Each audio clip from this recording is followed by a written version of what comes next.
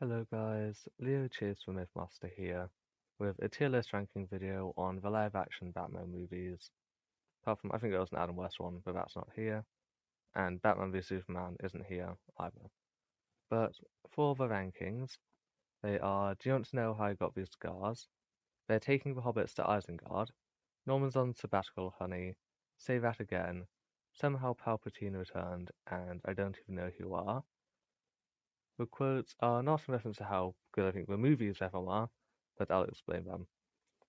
Do you want to know how I got with scars is an iconic, very iconic quote, S tier. Same with this, but a bit less in my opinion. Norman's on Sabbatical Honey is memorable, but not amazing. Say that again, very cringy movie. It's from the Bad Fantastic Four movie, but then the worst of the worst, somehow Palpatine returned. And then I Don't Even Know Who You Are is basically for movies, books, whatever I'm ranking that I have not seen.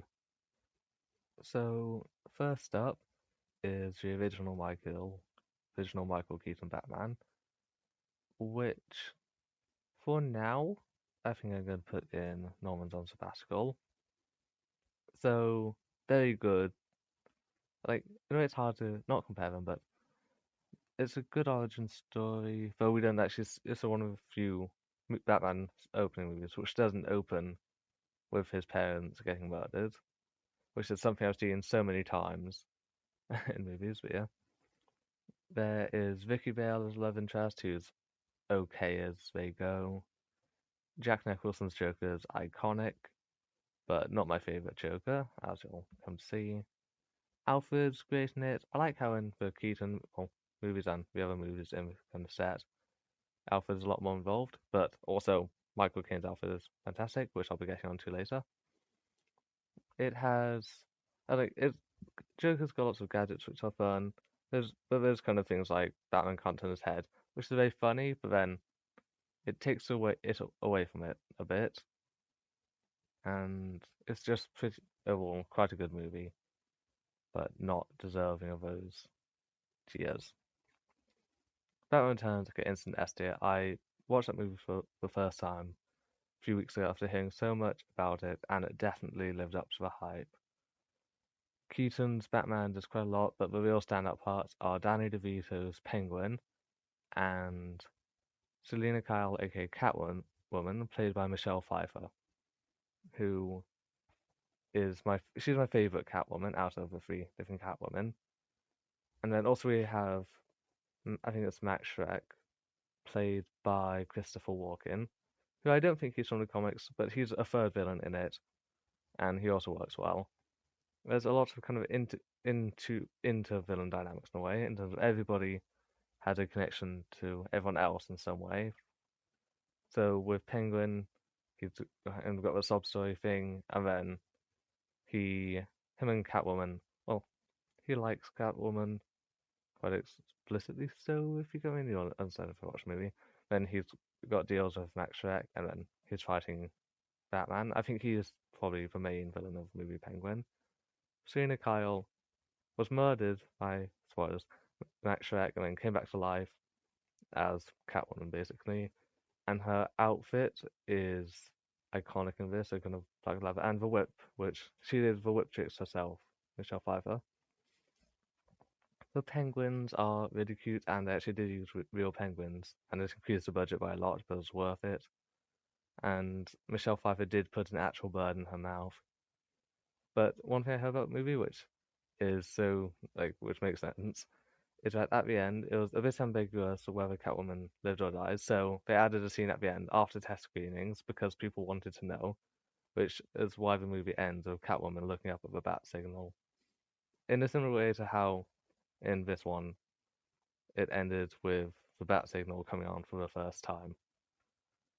But also, yeah, Keaton is probably my second favorite Batman, and yeah, um, I'll probably come and talk about this more later, but I'm just going to put the others in their place, probably. Batman and Robin, I think. Okay, well, I'll talk about it. So, love interest wise, Nicole Kidman's character, I think it's Chase, No Man, but that could be from something else. But it's definitely Chase something. Meridian, Chase Meridian, that's it. And she, she's in a way she seems a bit like a mix of Vicky Vale and Catwoman because she's interested. She loves Batman and Bruce Wayne, like Catwoman did. Also, this yeah, Selina and Bruce's dynamic in this was very good, and I like it when and you see that like oh they kiss her, that's how they discover who each other is. But then at the masked ball, they're the only ones not wearing masks because in a way their human personas are their masks and stuff.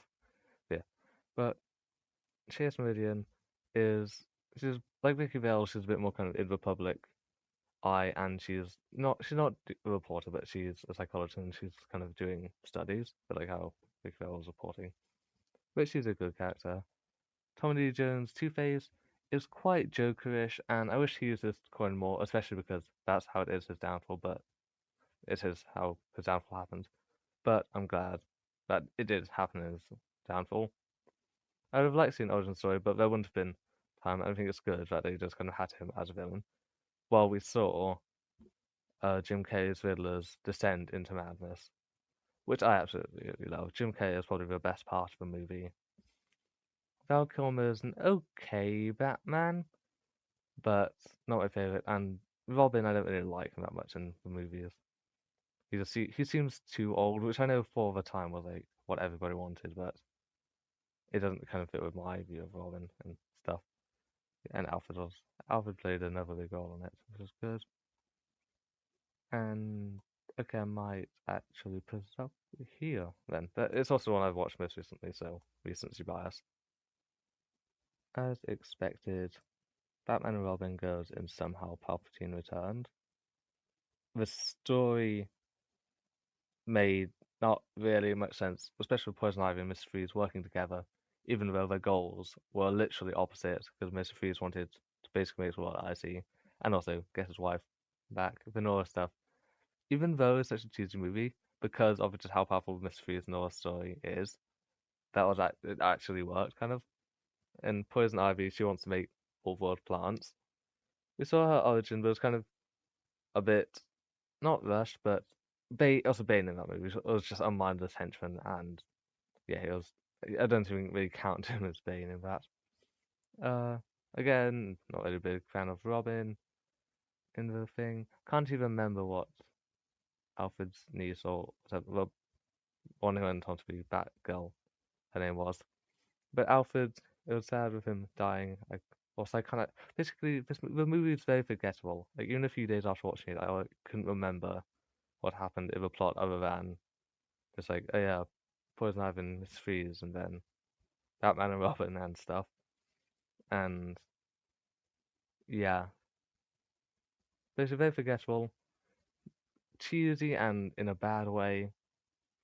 But in a way, it was fun to watch just because of how bad it was. But that's basically why it gets somehow Palpatine returned. Next up is the first Dark Knight movie. I mean, oh yeah, which is Batman Begins, which is the first of the Nolan trilogy, which are all good. Actually, I'll probably move this up here.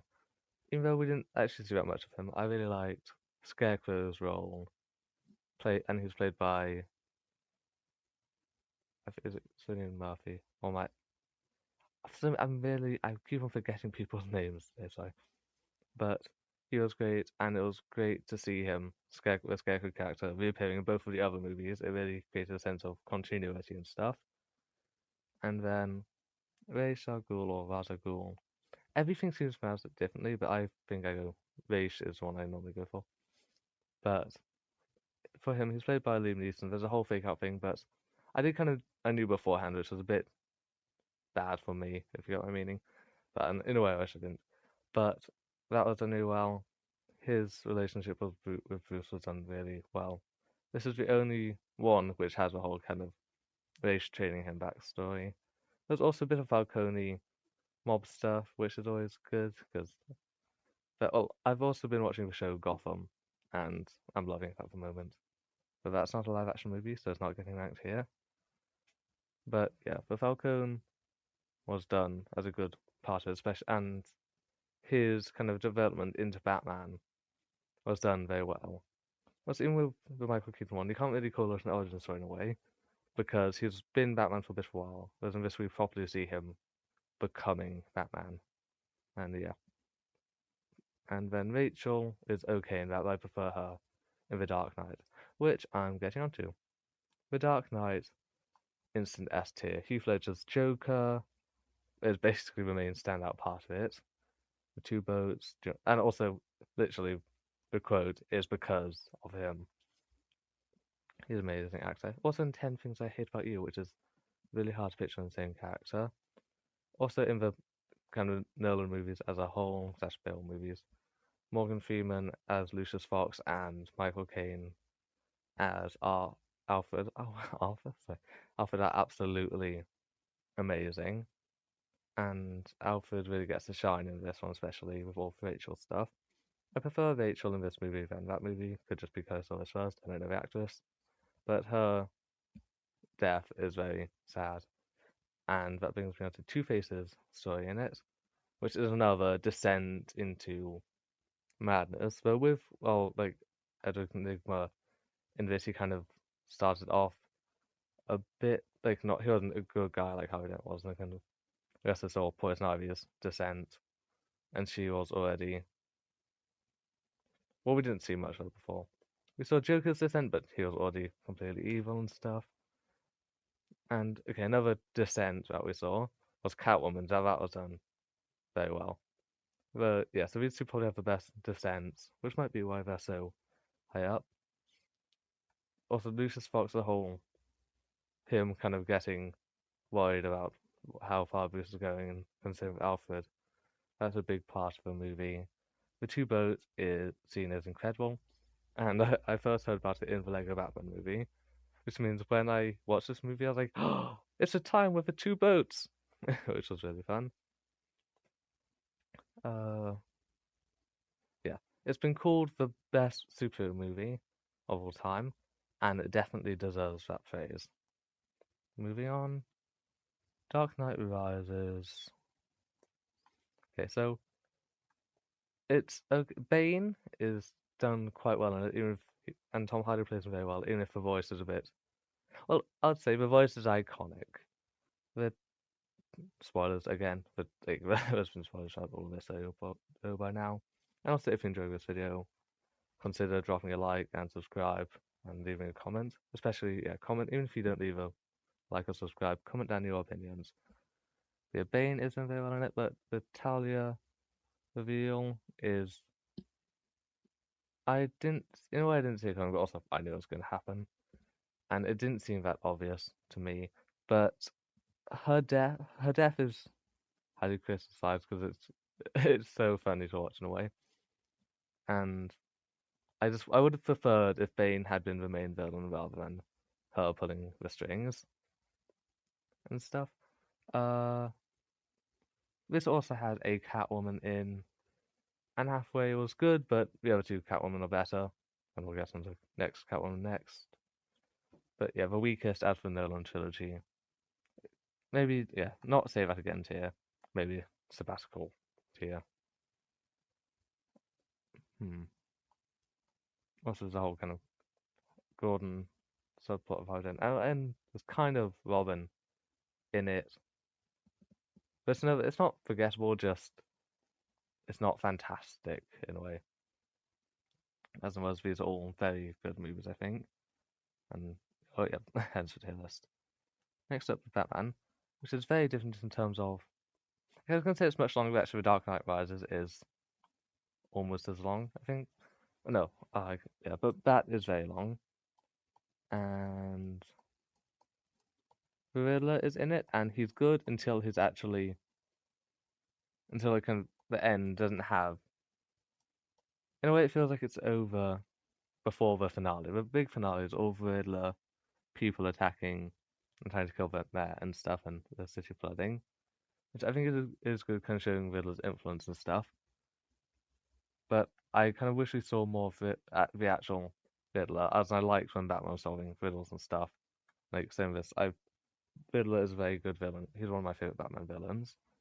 Up there with him and Catwoman are probably my two favorite Batman villains. But like Mr. Freeze, Joker are both really high as well, and also Two-Face. Basically, I like quite a few, but yeah, Riddler and Catwoman are my favorites, and they're both in this one. There's quite a lot of Falcone stuff. Riddler is quite a lot of hush in this. He doesn't have a Batman character in terms of the mask. It looks quite hushy, and there's a whole thing of mentioning Thomas Elliot. No, look, it's Thomas. Oh, basically, it references hush in this, and actually, it says the word hush at one point. Robert Pattinson's Batman is it's a good I was gonna say it's not he doesn't do much as Bruce. That's kind of because he is in his early stages as Batman here, and he's basically a moody teenager to some extent. Alfred we don't see much of. He kind of Fisher he gets kind of blown up, survives, and is just in hospital for the rest of it, which is a bit disappointing because I would like to see more of Andy Serkis Alfred. Basically, Alfred's the normally good parts of it. I think this has the weakest Alfred in it, which is not saying much because they're too amazing. But Penguin's really good in it as well. Selina's quite good, but is a very different Catwoman from the others just because she's so young, whereas the others. But basically, yeah, Rowan and Catwoman are very young in this. I haven't seen the Penguin show, but I've heard good things about it. And yeah, I think this is kind of my ranking. And now I'll just kind of decide how to switch them up and stuff. Okay, so I'm going to order them with Inviteers. These two, they're both very good movies. I think this kind of feels more Batman-y in a way. That's a great movie, whereas I think this is a very good Batman movie because the first four are all quite comic booky in a way, and I think I'm saying in a way at large, and that works very well in here. And also the portrayals are very unique, but yeah, they still manage to be iconic and stuff. This, it's in a okay, I was gonna say it's in a tier of its own, but I can't really compare these two because they're both amazing. These two, I might actually move. You know, I could move them both down here because there's a really big gap between these and the rest, and I think I actually might do that. And if I had all of them within it, actually no, this is going back up there. Could move down. No. Okay, I think this is my definitive ranking of live-action Batman movies. So Batman Returns and Dark Knight at the top, then Batman Forever, which was more fun than I thought it was going to be. Then Batman, The Dark Knight, and The Batman. I mean, Batman Begins, and The Batman, so kind of the three starting ones. Also, both of these are second ones. So fun. Second movies are normally very good because off topic, but Spider-Man 2 is my favorite out of the Tobey Maguire Spider-Man ones, and also one of my favorite superhero movies of all time. Dark Knight Rises, the second best out of the third movies in the series sequence it sets, and Bane probably the best part of it, and pretty mid overall. Batman and Robin. Okay, I could move it out just because it's so bad and so cheesy that it's iconic. But okay, no, I do just it does just have to go there. But I would like to see Mr. Freeze done again. Like, and I think he's going to his room is being the Batman sequel, just because though he might be a bit too kind of science fictiony for Matt Reeves thing. But in the Arkham games, which I've played, Mr. Freeze was amazing in Arkham City, and his boss fight was probably my favorite boss fight here. So this is my ranking of all live-action Batman movies. Basically, just yeah. Thank you for watching. Consider like, subscribe again. Comment your rankings and other movies or book series that you might want me to rank. You can check my channel and many playlists for things that you know I like, such as like Rick Riordan and Marvel. I'm starting to do a bit more animal stuff, and if you remember that from when you were a kid, or I don't know how old you are, but yeah, then it was one of my favorite book series as a kid, and apparently it was quite popular in America and British, if you hadn't guessed. But yes, have a good day, and Total.